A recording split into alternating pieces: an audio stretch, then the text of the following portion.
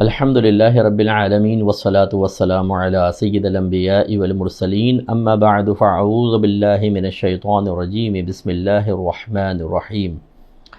الحمدللہ ارادہ تو یہی تھا کہ آج صرف کویسچن لیے جائیں اور ان کے آنسرز ہوں، لیکن بہرحال قرآن کا فیض جو ہے وہ لگاتار جاری و ساری رہنا چاہیے۔ تو سورہ بقرہ کی 261، 262 اور 263 یہ 3 آیات پر تھوڑا سا درس قرآن انشاءاللہ کریں گے، اور پھر اس کے بعد ہم سوال جواب کی طرف آئیں گے۔ اللہ تعالیٰ ارشاد فرماتا ہے کہ مثل الذین ینفقون اموالہم فی سبیل اللہ، ان لوگوں کی مثال جو خرچ کرتے ہیں اپنے مالوں کو اللہ تبارک و تعالی کے راستے میں، کمثل حبۃ، ایک ایسے دانے کی مثل ہے، انبتت 7 سنابلا، کہ جس نے 7 بالیاں اگائیں۔ کبھی آپ نے گندم کا دیکھا ہو نا، وہ جو اوپر جس میں گندم لگی ہوتی ہے اس کو بالی کہتے ہیں۔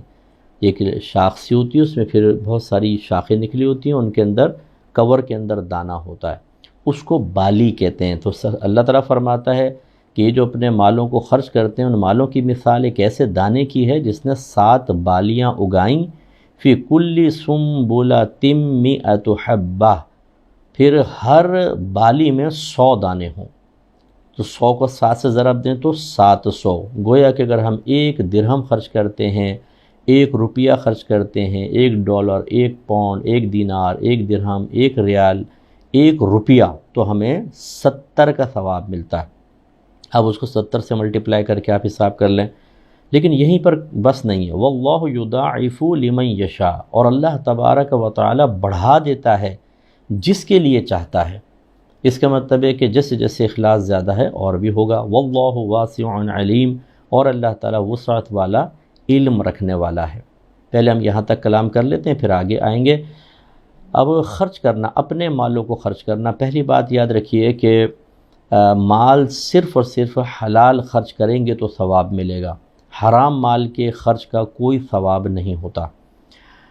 بلکہ علماء نے ارشاد فرمایا کہ جو مال حرام قطعی ہو، حرام قطعی کا مطلب یہ ہے کہ جس کا حرام ہونا قرآن کی واضح آیت سے ثابت ہو یا واضح حدیثوں سے ثابت ہے، جیسے سود ہے، چوری ہے، ڈاکہ ہے، رشوت ہے، اسی طرح کسی کا مال چھین لینا ہے، غصب کر لینا جس کو کہتے ہیں، ان میں سے اگر ہم خرچ کرتے ہیں، کوئی شخص خرچ کرتا ہے اور جیسے یا شراب سیل کرتا ہے، جیسے اب شراب کی آمدنی حرام ہے بالکل، تو اب ایسا شخص جیسے ہی اللہ کی رضا کی خاطر اس پیسے کو خرچ کرے گا، اتنی بڑی بے ادبی کا مرتکب ہوگا کہ وہ فرماتے ہیں کہ دائرہ اسلام سے باہر ہو جائے گا۔ یہ بالکل ایسا ہے جیسے کسی بادشاہ یا کسی بڑے MNA MPA یا پرائم منسٹر کے پاس آپ ایک تحفہ لے کر جائیں، اوپر سے تو بہت خوبصورت آپ نے پیکنگ کی ہو، لیکن اندر گندگی بھری ہو، غلاظت، نالی کی غلاظت ڈال کے لے جائیں کہ جب وہ کھولیں تو اچانک یہ گندگی، تو پھر آپ کو انعام ملے گا یا سزا ملے گی۔ تو بس یہ ہوتا ہے صورتحال کہ جب اللہ کی بارگاہ میں حرام سے صدقہ کرنے کی کوشش کی جائے تو اللہ تعالیٰ کی بارگاہ میں اتنی بڑی بے ادبی ہے کہ ایمان بھی گیا اور نکاح بھی بریک ہو جاتا ہے، پھر ہمیں تجدید ایمان اور تجدید نکاح کرنا پڑے گا۔ تو اب یہ بہت سے لوگ ہوتے ہیں دوسروں کے مال دبائے ہوئے ہیں، سود پہ پیسے لیے ہوئے ہیں یعنی سود کھاتے ہیں اپنے پیسے پر، اور اس میں سے وہ اخراجات کر رہے ہوتے ہیں اور دل کو مطمئن کر رہے ہوتے ہیں کہ جی بیوہ کو بھی دے دیا، لڑکیوں کی شادی کر دی، مدرسے بنا دیے، مسجدیں بنا دیں۔ ارے بھائی آپ کس پیسے سے کر رہے ہیں یہ ذرا دیکھیں۔ تو لہٰذا مقدار کو نہ دیکھیں، اللہ تبارک و تعالیٰ اخلاص کو دیکھتا ہے، حلال سے کریں چاہے تھوڑا ہی کیوں نہ ہو۔ پھر فی سبیل اللہ کے لفظ ہے کہ اللہ کے راستے میں، اللہ کے راستے سے مراد یہ ہے کہ جس میں جہاں پر خرچ کرنے کی شریعت نے اجازت دی ہو یا باقاعدہ حکم دیا ہو، مثال کے طور پہ غربا کو دینا، آل رسول کی مدد کرنا، مساجد میں لگانا، مدارس کی امداد کرنا، ایسے قریبی رشتہ دار جو آپ کے ہیں زیادہ حق رکھتے ہیں انہیں دینا، پڑوسیوں کو دینا، یہ سب اللہ کے راستے میں، یعنی اللہ کی رضا کی خاطر ان مقامات پہ خرچ کرنا کہ جہاں پہ خرچ کرنے کا حکم ہے یا خرچ کرنے کی ترغیب دی گئی ہے۔ اس کا مطلب یہ ہوا کہ فضول اگر آپ نے مال کو خرچ کیا اور ارادہ کر رہے ہیں کہ اللہ مجھے ثواب دے دے گا، ایسے ثواب حاصل نہیں ہوگا۔ بہت سے لوگ ہوتے ہیں جو اپنے مال کی وصیت غلط کاموں کے لیے کر جاتے ہیں اور سمجھتے ہیں کہ وہ خدمت ہو رہی ہے، کوئی خدمت نہیں ہوتی۔ اس طرح الٹی سیدھے مقامات پہ خرچ نہیں کرنا چاہیے، مال کے خرچ کرنے کا بھی ایک علم حاصل کرنا چاہیے. جیسے میں اکثر سمجھاتا ہوں کہ ایک انویسٹمنٹ ہوتی ہے، آپ ایک کاروبار میں لگائیں تو آپ کو فرض کر لیں 1,00,000 روپے نفع ہے، دوسرے کاروبار میں لگائیں تو 50 لاکھ روپے نفع ہے. میرے خیال میں آپ اسی میں لگانا پسند کریں گے جہاں 50 لاکھ آپ کو نفع ہو رہا ہوگا. بے وقوفی ہوگا وہ جو یہ کہے کہ 50 لاکھ والے میں بھی کر لیتا ہوں لیکن اس میں بھی کرتا ہوں. بھئی کیوں ضائع کر رہے ہیں آپ؟ ایسے ہی بہت سارے مقامات ایسے ہوتے ہیں کہ جہاں پر ہم اپنے صدقات کو دیتے ہیں اور اموال کو دیتے ہیں. اب صدقات میں زکوٰۃ بھی آتی ہے، نفلی صدقہ بھی آتا ہے، فطرہ وغیرہ بھی آتا ہے، اور وہاں پر زکوٰۃ اور فطروں کا درست استعمال ہی نہیں ہوتا. انہیں پتہ ہی نہیں ہوتا کہ زکوٰۃ کی ادائیگی کی یا استعمال کی کیا شرائط ہیں اور کیا طریقہ کار ہیں. اسی طریقے سے ہم ایسی جگہوں پہ بعض اوقات دے دیتے ہیں جہاں پر مطلوب شرعی نہیں ہوتا. ایک گناہگار فاسق فاجر جو آپ کا کھا کر نہ نماز پڑھے نہ روزہ رکھے اور خوب کھا کھا کے توانائیاں حاصل کر کے آپ کے پیسے کی توانائی کو اللہ کی نافرمانی میں اور نفس و شیطان کی اطاعت میں خرچ کر رہا ہو، کیا ثواب ملے گا آپ کو؟ انسانیت کے نام پہ اس کا مطلب یہ تو نہیں ہے کہ انسانیت کے نام پہ آپ پیسہ ضائع کریں اپنا. اسی لیے میرے آقا صلی اللہ علیہ وسلم ارشاد فرماتے ہیں کہ تمہارا کھانا صرف پرہیزگار کھائے اور تم صرف مومن کو ہی اپنا دوست بناؤ. اس لیے کہ جب پرہیزگار کھانا کھائے گا، نیک آدمی کھانا کھائے گا تو جو توانائی حاصل ہوگی اللہ کی فرما برداری میں خرچ کرے گا. ہاں یہ الگ بات ہے کہ بعض اوقات مجبوراً ہمیں ایسے لوگوں کو بھی کھلانا پڑتا ہے. گھر میں مہمان آ گئے، بے نمازی ہیں اور رمضان میں بعض اوقات آ کے کھانا شروع کر دیتے ہیں. یہ ایک مجبوری کی صورت ہوتی ہے کہ نہیں کریں گے تو لڑائی جھگڑے فتنہ فساد، اور خصوصاً اگر بچی کے سسرال والے ہوں تو اور پرابلم. اسی طریقے سے بعض اوقات شادی بیاہ کے اندر جب ہم بلاتے ہیں تو گیدرنگ ہوتی ہے بہت بڑی، اور اس میں بہت سارے فاسق فاجر آتے ہیں اور کھانا کھاتے ہیں، تو یہ ایک مجبوری کی صورت ہے. لیکن ایک ہوتا ہے کہ آپ کو اختیار ہے، آپ اس کو کھلائیں یا نہ کھلائیں، آپ کی کوئی مجبوری نہیں. ایسے میں ہمارا مشورہ یہ ہوگا ہرگز کسی فاسق فاجر کو نہ کھلائیں، کوئی فائدہ نہیں، آپ کا پیسہ ضائع ہوگا، اور بلکہ اس سے جو توانائی حاصل ہوگی اگرچہ آپ کا قصد و ارادہ نہیں ہے لیکن جب وہ نافرمانی میں خرچ کرے گا تو کچھ نہ کچھ تو آپ کے لیے بھی حصہ ہوگا اس میں. اس لیے اس میں احتیاط کریں. پھر اللہ تعالیٰ نے اس میں واضح صریح طور پہ بیان فرمایا کہ 70 گنا زیادہ ملتا ہے. 1,00,000 خرچ کریں گے 70 لاکھ کا ثواب ہے، لیکن اخلاص شرط ہے. وہ ذہن میں رکھیے گا کہ جب ہم اللہ کی رضا کی خاطر دیتے ہیں تو اور یہ صرف ایک یہ سمجھ لیں کم سے کم کا معاملہ ہے. جتنا اخلاص زیادہ، جتنا مشقت میں رہ کر انسان کسی کی مدد کرتا ہے اتنا ہی ثواب بڑھاتا ہے اللہ تعالیٰ. مثال کے طور پہ اخلاص کے ساتھ آپ چھپا کر دیتے ہیں. پہلے زمانے میں ہمارے اکابرین ہوتے تھے، کسی کی مدد کرنا چاہتے تو تھیلی کے اندر پیسہ ڈال کر اور اس میں ایک پرچہ رکھ دیتے تھے کہ اگر آپ اسے قبول کر لیں تو ہم پر احسان عظیم ہوگا. اور نیچے یہ نہیں کہ اکرم فرام گجراں والا، نو، کوئی نہیں، نہ نمبر اپنا، وہ تو فون نمبر تو تھا ہی نہیں، نہ کوئی ایڈریس ڈالا نہ کچھ، اور اس کو دیوار سے ان کے صحن میں پھینک دیا کرتے تھے. دراہیم دنانیر ہوتے تھے، چھن کی آواز آتی، وہ آ کے دیکھتا بھی تھیلی پڑی ہے. اب وہ دیکھیں تو اس میں دراہیم دنانیر، کس نے پھینکا، کون تھا، کچھ پتہ نہیں. اس طرح مخفی طور پہ کرتے تھے. ہمیں جب تک ہم دکھا نہ لیں، جب تک ہم سنا نہ لیں، جب تک خرچ کیے اوپر 2 تعریفی جملے نہ سمیٹ لیں، جب تک خرچ کرنے پر ہمیں مرکز محفل نہ بنایا جائے، نفس کو سکون ہی نہیں ملتا. یعنی دنیا میں ہی پیسے کا سارا ثواب کیش کر لیتے ہیں، آخرت کے لیے تو پھر دیکھی جائے گی. ایسا نہیں کرنا چاہیے.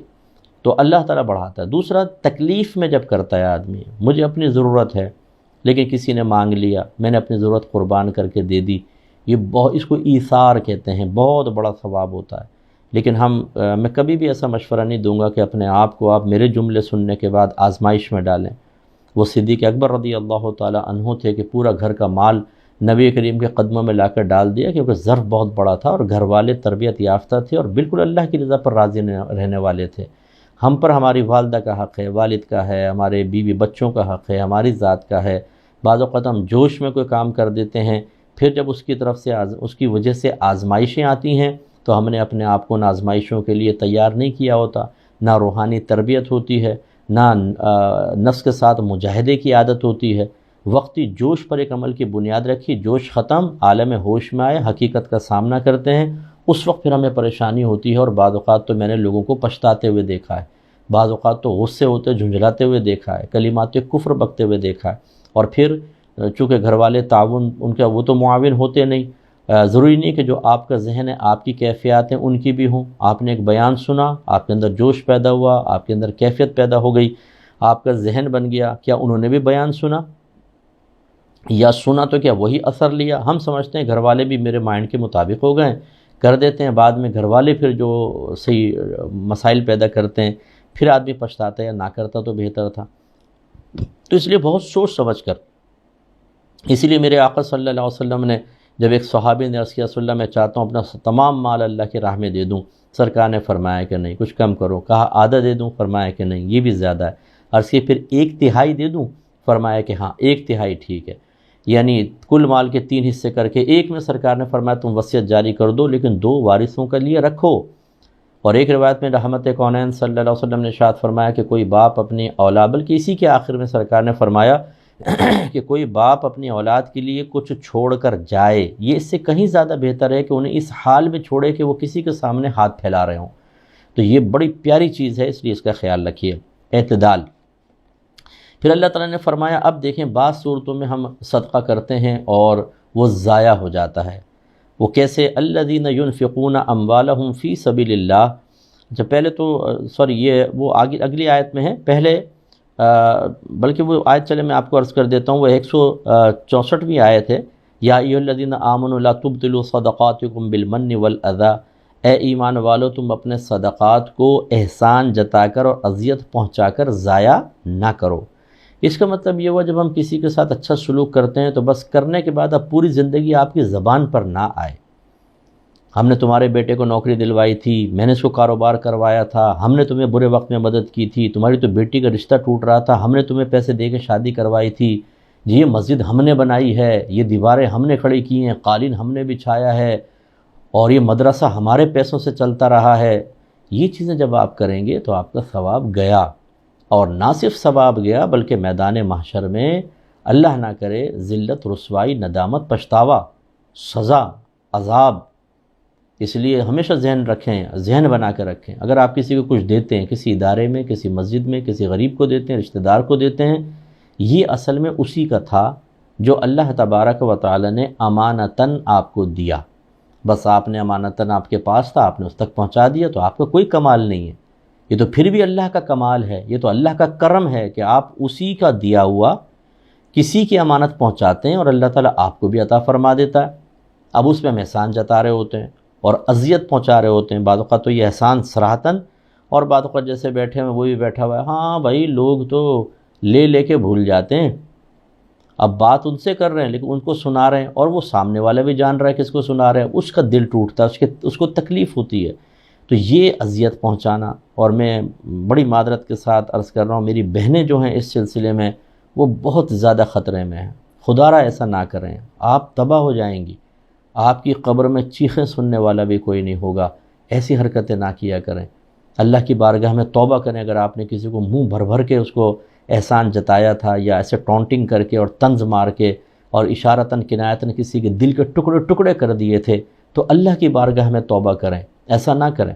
چنانچہ اب اگر کوئی ایسا نہیں کرے بلکہ مال خرچ کر کے بس خاموش، اب کچھ وہ نہ احسان جتا رہا ہے نہ اذیت پہنچا رہا ہے، تو کیا انعام ملے گا وہ دیکھیے۔ اللہ تعالیٰ ارشاد فرماتا ہے، اب یہ 362ویں آیت جو 262ویں آیت جو میں نے ترتیب سے ہم نے چلا رہے ہیں، اللہ تعالیٰ فرماتا ہے الذین ينفقون اموالهم فی سبیل اللہ، وہ جو اپنے مالوں کو اللہ تبارک و تعالیٰ کے راہ میں خرچ کرتے ہیں، ثم لا یتبعون ما انفقوا منا ولا اذی، اور پھر جو کچھ انہوں نے خرچ کیا اس کے بعد نہ احسان جتاتے ہیں نہ اذیت دیتے ہیں، کیا انعام ہوگا ان کے لیے؟ لہم اجرہم عند ربہم، ان کے لیے ان کا اجر ہے ان کے رب کے پاس، ولا خوف علیہم ولا ہم یحزنون، اور نہ ان پر کچھ خوف ہے اور نہ وہ غمگین ہوں گے۔ آپ نے مشہور آیت سنی ہوگی، اولیاء کی شان میں بیان کرتے ہیں، الا ان اولیاء اللہ لا خوف علیہم ولا ہم یحزنون، دیکھیں اللہ کے ولیوں کو نہ کچھ خوف ہے نہ وہ غمگین ہوں گے۔ یہ یاد رکھیے کہ یہ صرف اولیاء کے ساتھ خاص نہیں ہے، یہ تو دیکھیں اللہ تعالیٰ فرما رہا ہے، یہ آپ کے لیے بھی ہو سکتا ہے، اگر آپ اخلاص سے پیسہ خرچ کریں، اس کے بعد اذیت نہ پہنچائیں، تکلیف نہ پہنچائیں، ریاکاری نہ کریں، احسان نہ جتائیں، تو اللہ تعالیٰ خود جو اولیاء کے لیے وعدہ بیان ہوا وہ آپ کے لیے بھی ہے، ان کے ساتھ خاص نہیں ہے۔ تو اللہ تعالیٰ فرماتا ہے وَلَا خَوْفٌ عَلَيْهِمْ وَلَا هُمْ يَحْزَنُونَ، اور پھر ارشاد فرمایا کہ ایک آدمی لاکھ روپے خرچ کر رہا ہے اور پھر اذیت پہنچا رہا ہے، احسان جتا رہا ہے، اس سے بہت بہتر ہے کہ انسان کسی سے اچھی بات کہہ دے۔ اگر اس کو قرضہ وغیرہ دیا ہے تو معاف کر دے، درگزر کر دے، یہ اس صدقے سے بہتر ہے جس کے پیچھے اذیت ہو۔ اللہ تعالیٰ فرماتا ہے قول معروف، اچھی بات، و مغفرتن، اور درگزر کرنا، معاف کر دینا، خیر من صدقتن، ایسے صدقے سے بہتر ہے، یتبعها اذا، کہ جس کے بعد اذیت پہنچانا ہو۔ واللہ غنی حلیم، اور اللہ تبارک و تعالیٰ بے نیاز ہے، حلم والا ہے۔ دو اشارے کر دیے، اللہ بے نیاز، یہ صدقہ اللہ کے لیے نہیں ہے بھائی، کوئی اللہ کو فائدہ نہیں پہنچتا، آپ ہی کو فائدہ پہنچے گا، غریب کو فائدہ پہنچے گا، وہ بے نیاز ہے۔ اور حلم والا ہے، حلم کہتے ہیں حلیم اگر ہم انسان کے لیے استعمال کریں جو برداشت کرتا ہو، فوری انتقام نہ لینے والا، تو اللہ تعالیٰ مہلت دیتا ہے، فوری انتقام نہیں لیتا۔ تو خلاصہ کلام یہ ہوا کہ اب اگر ہم چاہتے ہیں کہ ہم آخرت کے لیے بہت کچھ جمع کریں تو نمبر 1 رزق حلال کی پہچان پیدا کریں۔ اس کے لیے میری کتاب قرب الہی پڑھیں، یہ چیپٹر رزق حلال حرام کا بہترین چیپٹر ہے، بہت آپ کو معلومات حاصل ہوگی۔ رزق حلال، اس کے بعد پھر اللہ کے راستوں میں خرچ کریں جو واقعی اللہ کی رضا والے ہیں۔ اس کے بعد دینے کے بعد نیکی بھول جائیں، نہ احسان جتائیں، نہ اذیت پہنچائیں، نہ اس کی وجہ سے اپنا بار بار نام سنوائیں، نہ اپنے ناموں کی تختی لگائیں، نہ اپنا اس محفل مجلس کے اندر کوئی مرکزی جگہ لینے کی کوشش کریں۔ جیسے بعض مسجدوں میں دے دیتے تو چاہتے ہیں کہ اب ہماری اتنی تعظیم و پہلی صف میں بٹھایا جائے، ہٹو بڑے ہٹو، حاجی صاحب آ گئے، حاجی صاحب آ گئے۔ کیا کر رہے ہیں آپ؟ اپنے پیسے کو کیش کر رہے ہیں، سب ضائع ہو جائے گا۔ یہ سب کچھ بھی نہ کریں، بالکل دیں۔ اور ہمارا مشورہ تو بلکہ یہ ہوگا، میں اکثر سمجھاتا ہوں، جو لیتا ہے نا اس کا احسان مان لیں۔ وجہ کیا ہے؟ آپ پیسہ دے رہے ہیں اور وہ آپ کو جواب میں کیا دے رہا ہے؟ مغفرت، درجات کی بلندی، اچھی موت، قبر میں راحت، میدان محشر میں آپ کی عزت، پل صراط پر آسانی، اور جنت کے محلات۔ میں نے 7 چیزیں گنوا دیں، بتائیے آپ زیادہ دے رہے ہیں، وہ آپ کو زیادہ دے رہا ہے؟ یہ ہمیشہ ذہن میں رکھیں۔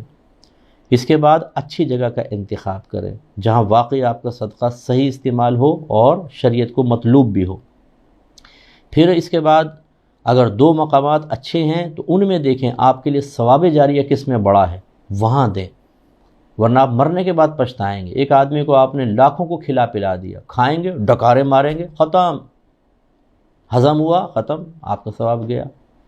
ایک ہے آپ نے کوئی مسجد بنا دی، اور جیسے میں اکثر ترغیب دیتا ہوں، آپ عالم بنائیں، مفتی بنائیں، عالمہ بنائیں، مفتیہ بنائیں۔ اب اللہ کا بڑا کرم ہے، میں تو بڑا خوددار رہا ہوں، میں نے کسی کی امداد لے کر نہیں پڑھا ہے، بڑی خودداری کے ساتھ پڑھا ہے۔ لیکن اسی طریقے سے علماء، اب دیکھیں میں ٹی وی پہ آتا ہوں، 18 سال احکام شریعت پروگرام کو ہو گئے، ہر وقت سوال جواب کا سلسلہ چلتا ہے، کتابیں میں لکھتا ہوں، فتوے میں لکھتا ہوں، نصیحتیں میں کرتا ہوں، میں اور عالم اور مفتی تیار کر رہا ہوں، ہزاروں کے قریب میرے شاگرد ہیں، لاکھوں لوگ، اور اگر میں کروڑوں بھی کہوں تو تعجب نہیں ہے۔ کراچی کی آبادی 3 کروڑ کے قریب ہے، 22 کروڑ کی آبادی تو پاکستان میں ہے، کتنے میرا پروگرام دیکھتے ہوں گے، تو کتنے لوگ اس میں عمل کرتے ہوں گے، کتنے نمازی بنے ہوں گے، کتنے پرہیزگار، کتنوں نے رزق حلال کمانا شروع کیا ہوگا، حرام چھوڑا ہوگا، کتنوں نے گناہ چھوڑے ہوں گے۔ یہ صرف تحدیث نعمت کے طور پہ آپ کو سمجھا رہا ہوں کہ اگر ایک عالم کو ہم سپورٹ کرتے ہیں کتنا زبردست ثواب ہوتا ہے، جتنے وہ آگے کام کرتا رہے گا آپ کے لیے ثواب جاری ہے۔ اور پھر یہ جیسے وہ بعض اوقات یہ ملٹی نیشنل کمپنیاں ہوتی ہیں نا کہ آپ ہمارے سے ممبر بنیں، پھر 10 ممبر اور بنائیں گے آپ کو اور ثواب ملے گا، کمیشن ملے گا، پھر 20 ممبر بنائیں گے اور کمیشن ملے گا۔ تو وہ تو پتہ نہیں دھوکہ دیں یا کچھ بھی کریں، جائز ناجائز سب چل رہا ہوتا ہے، لیکن اس میں کوئی دھوکہ نہیں۔ آپ ایک عالم تیار کرتے ہیں، وہ آگے 500 عالم تیار کرتا ہے، ایک کا ثواب بھی آپ کو، 500 کا بھی آپ کو، پھر وہ آگے ہر ایک کوئی 100، کوئی 200، کوئی 300، کوئی 400، سب کا ثواب آپ کو ملے گا۔ اتنا ثواب ہے، کچھ انتہا نہیں۔ تو اس لیے اچھی جگہ خرچ کرنے کی کوشش کریں، اور اگر ہماری الفرقان اسکالرز اکیڈمی سے آپ تعاون کریں، میں ہمیشہ سراہتا ہوں، اور مجھے ایسے بھائی بہنوں سے بہت زیادہ پاکیزہ محبت ہوتی ہے، دینی محبت ہوتی ہے، کیونکہ آپ دین کے لیے کام کر رہے ہیں۔ میرے آقا صلی اللہ علیہ وسلم کی حدیث میرے یہاں بیٹھ گئی ہے۔ میرے آقا صلی اللہ علیہ وسلم نے ارشاد فرمایا کہ آخری زمانے میں علم اٹھا لیا جائے گا، اور ایسا نہیں ہوگا کہ اس کو سینوں سے کھینچ لیا جائے، بلکہ علماء فوت ہوں گے اور ان کی جگہ لینے والا کوئی نہیں ہوگا۔ تو لوگ جاہلوں کو اپنا رہنما بنا لیں گے اور ان سے مسائل دریافت کریں گے، اور وہ جاہل غلط مسئلہ بتا کر غلط فتویٰ دے کر خود بھی گمراہ ہوگا اور انہیں بھی گمراہ کرے گا۔ میں جب سے ماحول میں آیا ہوں، جب سے دینی ماحول کے قریب آیا ہوں، جب سے مذہب کا مجھے لگاؤ پیدا ہوا، جس کو تقریباً 32 سال ہو گئے میرے، تو اس دن سے لے کر آج تک میں علم کے لیے رات دن محنت کر رہا ہوں۔ میں چاہتا ہوں عالم بنے، عالم بنے، عالم بنے۔ قرب قیامت کے وقت جو نبی کریم صلی اللہ علیہ وسلم نے نشاندہی بیان کی ہے، اس کو میں بنیاد بنا کر چاہتا ہوں کہ جتنی میں کمی پوری کر سکتا ہوں کروں۔ میں چاہتا ہوں میں ایک آدمی میں مروں تو 5000 آدمی میری جگہ کھڑا ہو، اور مجھے اللہ کی رحمت سے امید ہے میری زندگی رہی تو 5 نہیں 5 لاکھ آدمی ہماری جگہ کھڑا ہوگا، کیونکہ میرے اندر تنگ نظری نہیں ہے۔ یہ تحدیث نعمت کے طور پر عرض کر رہا ہوں کہ اپنی تعریف کرنا مقصود نہیں، تنگ نظری نہیں ہے، مجھے اپنی عزت کے زوال کا خوف نہیں ہے، لہٰذا میں اپنے شاگردوں کو ابھارتا ہوں۔ میں چاہتا ہوں وہ آگے بڑھ کر کام کریں، کسی کا ٹیلنٹ مجھے خوفزدہ نہیں کرتا، میں کسی سے احساس کمتری کا شکار نہیں ہوتا۔ اللہ کرم ہے میں نے کبھی حسد نہیں کیا، اللہ نے مجھے اتنا دیا ہے میں کیا حسد کروں، اور جہاں پہ مجھے نہیں دیا کسی اور کو دیا، اللہ کا بڑا کرم ہے میں اپنے دل کو حسد سے خالی پاتا ہوں۔ ایسے علماء بہت ہی کم ہیں جو اپنے ماتحت کو اوپر آنے دیں، اس کو ابھاریں، اس کو ترغیب دیں، اس کے ٹیلنٹ کو سنواریں، اس کی اچھی تربیت کریں، اسے معاشرے کے لیے ایک بہت ہی مؤثر فرد بنائیں، اور اس کی ترقی کے لیے سوچیں۔ تو ایسے ہم ہر اپنے اسٹوڈنٹ پہ محنت کرتے ہیں، کوشش کرتے ہیں تاکہ وہ معاشرے کا بہترین حصہ بنے۔ تو آپ کا جو فنڈ ہے یا جو آپ ڈونیشن وغیرہ دیتے ہیں، جو بھی مالی تعاون کرتے ہیں، وہ آپ کے لیے بہت بڑا ثواب جاریہ ہے۔ اللہ مجھے بھی اخلاص دے، اور اللہ کا بڑا کرم ہے کہ صرف میں آپ کو ترغیب نہیں دیتا ہوں، تحدیث نعمت کے طور پہ عرض کر رہا ہوں، اللہ کا کرم ہے اپنا کنٹریبیوشن بھی رکھتا ہوں اور اچھا خاصا رکھتا ہوں۔ اللہ کا بڑا کرم، جتنی اللہ نے مجھے استطاعت دی ہے، وسعت دی ہے، میں الحمدللہ اپنا بھی حصہ ڈالتا ہوں اور محنت کرتا ہوں، کوشش کرتا ہوں کہ ہم مالی لحاظ سے اور دیگر طریقے سے دین کے کام کو تقویت پہنچائیں۔ تو میں آپ سے گزارش کرتا ہوں اس جہاد میں ہمارا ساتھ دیں، لیکن جیسے میں نے آپ کو عرض کیا میرے اندر کوئی تنگ نظری نہیں ہے۔ اپنے اطراف میں بھی دیکھیں جو اہل سنت کے ادارے ہیں جن میں اچھی پڑھائی ہو، مخلص بچے پڑھ رہے ہوں، کیونکہ آج کل بہت سی جگہوں پہ ایسے بچے نہیں ہوتے، وہ آ کے خالی اپنے ذریعہ معاش حاصل کرنا چاہتے ہیں، نہ پڑھ کر دیتے ہیں نہ کچھ ہیں، اور بڑی معذرت کے ساتھ بعض ادارے ان کو اس لیے باہر نہیں نکالتے ان کے نکمے پن کے باوجود کہ اگر نکال دیں گے تو ڈونیشن کس چیز پر ملے گی، انہی کو دکھا کے تو ڈونیشن مل رہی ہے، ادارہ چل رہا ہے۔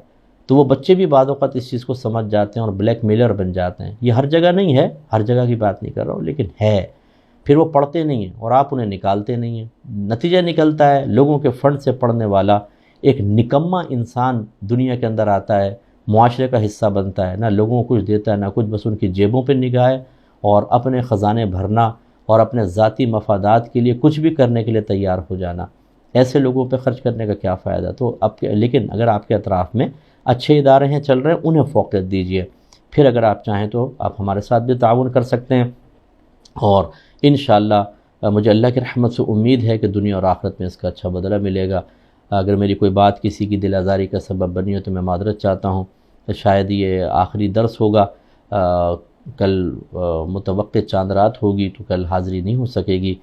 جو بھی ہم نے کہا سنا، آپ نے بھی اس کو اچھی طرح سنا اور سمجھا، اور بہت سے بھائی بہنوں نے بہت ہی خوبصورت فیڈ بیک دیا، بہت ہی اچھے اثرات مرتب ہوئے۔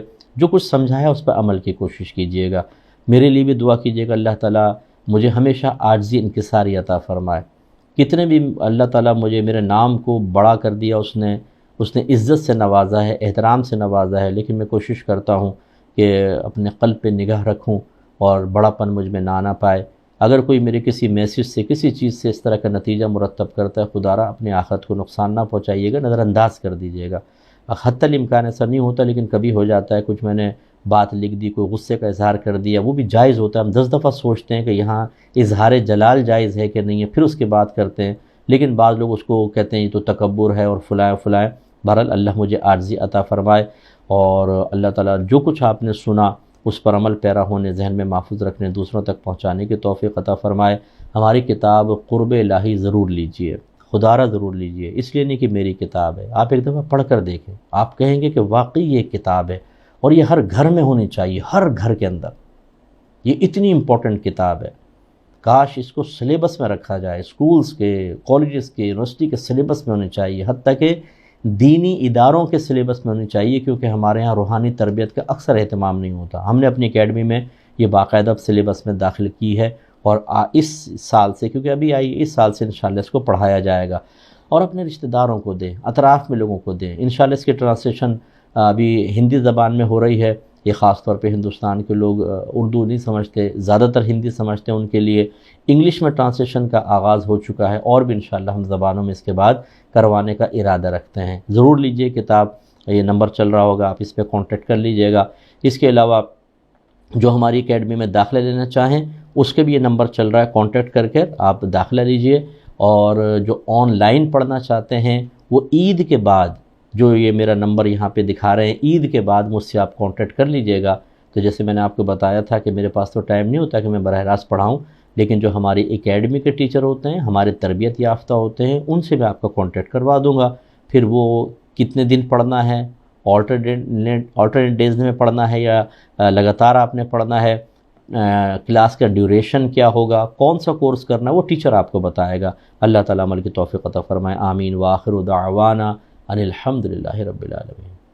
مکتبہ الفرقان پیش کر رہا ہے اللہ تعالیٰ کے قرب خاص کے متمنی خواتین و حضرات کے لیے زینت الفقہاء مفتی محمد اکمل مدنی زیدہ مجدہ کی کتاب بنام قرب الہی، جس میں آپ جان سکیں گے قرآن و احادیث سے اخذ شدہ صحیح تعلیمات تصوف، بے شمار شیطانی وساوس کا ازالہ، جعلی اور دھوکے باز پیر و فقیروں کی نشاندہی، احوال و اصلاح قلب، ظاہری و باطنی گناہوں کی معرفت، مرشد کامل کی تلاش، آداب مرشد کامل، اور فنا فی المرشد کا مفہوم و تحصیل۔ اس کتاب کو حاصل کرنے کے لیے ہماری ویب سائٹ muftiakmal.org کا وزٹ کریں یا دیے گئے نمبر پر رابطہ کریں 0313221048۔ بسم اللہ الرحمن الرحیم۔ کچھ کویسچنز کے جواب شامل کر لیتے ہیں، کیونکہ کویسچنز بہت زیادہ آئے ہیں اور ان کے جواب دینا یقیناً کئی گھنٹے درکار ہیں، پاسبل نہیں ہے۔ تو جن کا کویسچن شامل ہونے سے رہ جائے وہ ہمیں معاف کر دیجیے گا، درگزر کر لیجیے گا۔ اگر ان میں اچھے کویسچن ہوں گے میں کوشش کروں گا احکام شریعت پروگرام میں آفر کویسچن میں لیتا ہوں، اس میں لے لوں گا، لیکن یہاں بیان کرنا تھوڑا سا مشکل ہوگا۔ یہ عبداللہ صاحب ہیں کراچی سے، کہتے ہیں کہ موجودہ حالات میں کہ جس طرح مسلمانوں پر ظلم ہو رہا ہے، ایک مسلمان کو کیا کرنا چاہیے؟ دیکھیں، میرے آقا صلی اللہ علیہ وسلم نے واضح طور پہ فرمایا کہ اگر تم برائی کو ہاتھ سے بدل سکتے ہو تو ہاتھ سے بدل دو، ورنہ زبان سے بدلو، ورنہ کم از کم اسے دل میں برا جانو، اور یہ ایمان کا کمزور ترین درجہ ہے۔ ہاتھ سے بدلنا یہ حکماء کا کام ہے، ریاست کا کام ہوتا ہے۔ زبان سے بدلنا یہ علماء کا ہے، یا جو بھی آپ کا ماتحت ہے آپ اس کو زبان سے پیار سے سمجھا سکتے ہیں۔ ہاں، کبھی ہاتھ سے ماں باپ جیسے مارتے ہیں یا ٹیچر تھوڑا سا پنشمنٹ کر لیتا ہے، وہ چل جائے گا۔ اور اگر یہ دو صورتحال نہیں ہیں تو دل میں برا جانا، اور یہ ایمان کا کمزور ترین درجہ ہے۔ تو ایسے حالات دیکھنے کے بعد آپ دل میں اس کو برا جانیں، اور یہ نیت کریں کہ اگر اللہ تبارک و تعالیٰ مجھے قدرت دیتا تو میں مطلب کوئی مزاحمت میں شامل ہوتا، کچھ ہوتا، اس طریقے سے آپ دل میں نیت کر سکتے ہیں، انشاءاللہ بری ذمہ ہوں گے۔ ہاں، چوتھا درجہ جو ہے وہ بڑا ہی برا ہے کہ ان حالات کو دیکھنے کے باوجود بھی کچھ محسوس نہ ہونا، کوئی دل میں تنگی نہ آنا، بے پرواہی سے دیکھنا اور فراموش کر دینا۔ جب آپ دیکھیں دل میں برا جاننا، سرکار فرما رہے ہیں ایمان کا کمزور ترین درجہ ہے، تو یہ کون سے درجے میں ہوں گے؟ تو میرے آقا صلی اللہ علیہ وسلم نے ارشاد فرمایا کہ تمام مسلمان آپس میں ایک جسم کی مانند ہیں، کہ جسم کے اگر ایک حصے کو میں تکلیف ہوتی ہے تو پورا جسم درد محسوس کرتا ہے۔ بس یہ آپ کو کرنا ہوگا۔ اور میں اکثر عرض کرتا ہوں کہ آپ بیٹھ کے پوسٹیں چلائیں، آپ میسج چلائیں، اتنا چلاؤ کہ دنیا میں ہنگامہ ہو جائے، دنیا لرز جائے۔ ارے بھائی، یہ میسیجوں سے لرزے گی؟ میں اپنے نوجوانوں سے خاص طور پہ گزارش کرتا ہوں کہ جدید دور کے چیلنجز کا سامنا کرنے کے لیے آپ اپنے وقت کو بچائیں سب سے پہلے۔ یا آپ ٹک ٹاک پر بیٹھ گئے اور فیس بک پر بیٹھ گئے، یوٹیوب پہ اپنا وقت ضائع کر رہے ہیں۔ ہاں، پازیٹیو اگر آپ چیز حاصل کر رہے ہیں تو ایک الگ بات ہے، اس کی بات نہیں کر رہا ہوں، جو ضائع کر رہے ہیں ان کی بات کر رہا ہوں۔ وقت بچا کر پھر اسے ایسے کاموں میں استعمال کریں جس میں آپ کے دین کا اور آپ کے ملک کا فائدہ ہو۔ اپنی صلاحیتیں بڑھائیں، اچھی تعلیم حاصل کریں، IT کے شعبے میں آئیں، ایسے کورسز کریں کہ آپ اپنے ملک کو فائدہ پہنچا سکیں، جدید ٹیکنالوجی سے استفادہ کر سکیں، اپنے ملک کو اس کے ذریعے فائدہ پہنچا سکیں۔ اس طرح مسلمان مضبوط ہوگا، اس طرح آپ مختلف پلیٹ فارم پر کسی کا مقابلہ کر سکتے ہیں۔ باقی آپ کریں کچھ بھی نہیں اور خالی بیٹھ کے میں ممبروں پہ میں بیان کر لوں، آپ روڈ پہ احتجاج کر لیں اور کوئی برا بھلا کہہ دے اور میسج چلا لیں، اس سے کیا فرق پڑے گا؟ آپ خود سوچئے۔ مطلب سمجھداری کا ہمیں مظاہرہ کرنا چاہیے۔ دوسرا کویسچن یہ ارحان رضا صاحب نے نیپال سے کیا ہے، کہتے ہیں کہ چہرہ دھوتے ہوئے اگر سوپ صابن آنکھ میں چلا جائے تو کیا روزہ ٹوٹ جاتا ہے؟ تو اس سے نہیں ٹوٹتا۔ دیکھیں مسئلہ یہ ہوتا ہے کہ اللہ تعالیٰ نے ایک انسان کی فطرت ایسی بنائی، خصوصاً آنکھ کی، کہ جیسی اس میں غیر مانوس چیز آتی ہے یہ فوراً اس کو باہر دھکیلتی ہے۔ جب ہم آئی ڈراپ ڈالتے ہیں بہت ہی تھن ہوتا ہے، اس کو ڈال کے بھی آنکھ بند کر کے رکھتے ہیں تو وہ اترتا ہے، ورنہ باقی تنکا چلا جائے، مرچ چلی جائے، صابن چلا جائے، فوراً آپ نے دیکھا پانی تیزی سے آنکھ چھوڑتی ہے اور وہ چیز باہر نکل آتی ہے۔ لہٰذا اس سے روزے پر کوئی فرق نہیں پڑے گا، لیکن احتیاط بہرحال پھر بھی ہمیں کرنی چاہیے۔ یہ کہتے ہیں کہ اگر میں عالم بننا چاہتا ہوں تو کیا دنیاوی تعلیم چھوڑ دینی چاہیے؟ اگر نہیں تو دونوں کو ساتھ کیسے مینیج کریں؟ اور آپ کے خیال میں سنڈے اسٹوڈنٹس زیادہ قابل عالم بنتے ہیں یا ریگولر جو پڑھتے ہیں 4 5 گھنٹے والے وہ بنتے ہیں؟ دیکھیں پہلی بات تو یہ ہے کہ ہم اکثر یہ مشورہ دیتے ہیں کہ عالم بننا چاہیں، مفتی بننا چاہیں، جوش پر کبھی اس کی بنیاد نہ رکھیں۔ کسی کی نے ترغیب دی آپ فوراً میدان عمل میں کود گئے، ایسا بالکل نہ کریں۔ یہ تھوڑا سا مضمون ہارڈ ہوتے ہیں، دنیاوی تعلیم سے تھوڑے سے مشکل ہوتے ہیں، اس لیے پہلے ہمیشہ اللہ تعالیٰ اس کے رسول کی تعلیم کو سامنے رکھیں کہ اللہ چاہتا ہے کہ آپ علم حاصل کریں، آپ کے نبی چاہتے ہیں علم میں اضافہ ہو، اس کا آپ کو آخرت میں بہت بڑا فائدہ ہوگا۔ دین اسلام کو علماء کی پڑھے لکھے علماء کی شدید ضرورت ہے، آپ کے لیے بہت بڑا ثواب جاریہ ہے۔ یہ چیز ذہن میں لائیں، اچھی طرح سوچیں۔ اب طبیعت مائل ہو تو اگلا اسٹیپ اٹھائیں۔ یہ دوست ایڈمیشن لے رہا ہے، چلو میں بھی لے لیتا ہوں۔ امی نے سختی کی، آپ آ گئے، وقتی بیان سن کے جوش چڑھا، ایڈمیشن لے لیا۔ یہ جو ان چیزوں پہ جب اس عالم بننے کی بنیاد رکھی جاتی ہے ختم۔ تو پہلی بات یہ۔ دوسری یہ کہ ہم دوسرا مشورہ دیتے ہیں کہ اگر آپ دنیاوی اسٹڈی جاری رکھے ہوئے ہیں، بہتر ہے پہلے اس کو کمپلیٹ کر لیں تاکہ یکسوئی سے آپ اس طرف آئیں۔ میں نہیں کہوں گا اس کو چھوڑیں، وہ بھی کمپلیٹ کریں، وہ دنیاوی لحاظ سے بھی بہت ضروری ہوتی ہے۔ آپ اس طرف آئیں اور پھر آنے کے بعد یکسوئی سے پڑھیں۔ ہاں بعض ایسے ہیں ہمارے ہاں تقریباً اکیڈمی میں 98% سٹی کا بچہ ہے اور ویل ایجوکیٹڈ ہیں، اور ایسے ہی ہیں کہ دنیاوی پڑھ رہے ہیں اور دینی تعلیم بھی حاصل کر رہے ہیں۔